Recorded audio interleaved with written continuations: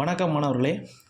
நம்ம இப்போ என்ன பார்க்க போகிறோன்னா, டிஎன்பிசி கொஸ்டினில் நமக்கு சில கொஸ்டின்ஸ் குழப்புற மாதிரி இருக்கும். இந்த கொஸ்டின் கண்டிப்பாக கேட்டிருக்காங்க. அது எப்படின்னு சொல்லி நம்ம பார்க்கலாம்.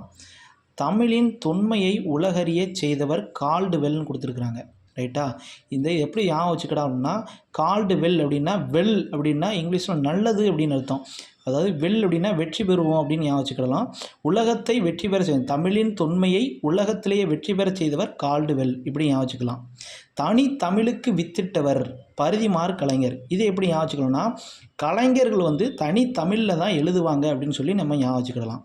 அடுத்து சிறுந்திய பண்பும் சீர்திருத்த நாகரிகம் உடையது தமிழ் மொழி அப்படின்னு சொன்னது பரிதிமாறு கலைஞர் தான். இதை எப்படி ஞாபகம் வச்சுக்கலாம்னா, கலைஞர்கள் மொழியை திருத்துவாங்க அப்படின்னு சொல்லி ஞாபகம், திருந்திய பண்பாக கொண்டு வருவாங்க தமிழ் மொழியை அப்படின்னு சொல்லி ஞாபகம் வச்சுக்கிடலாம். தமிழை தலைக்க செய்தவர் அப்படின்னு சொல்லி மறைமலை அடிகள் சொல்லியிருக்காரு. தலைக்க அப்படின்னா ஞாபகம் வச்சுக்கலாம், மலை, இந்த மலை காடுகள் எல்லாமே இலை தலைகள் நிறையா இருக்கும்ல, அப்படி ஞாபகம் வச்சுக்கலாம். தலைக்க அப்படின்னு சொல்லி ஞாபகம் வச்சுக்கலாம்.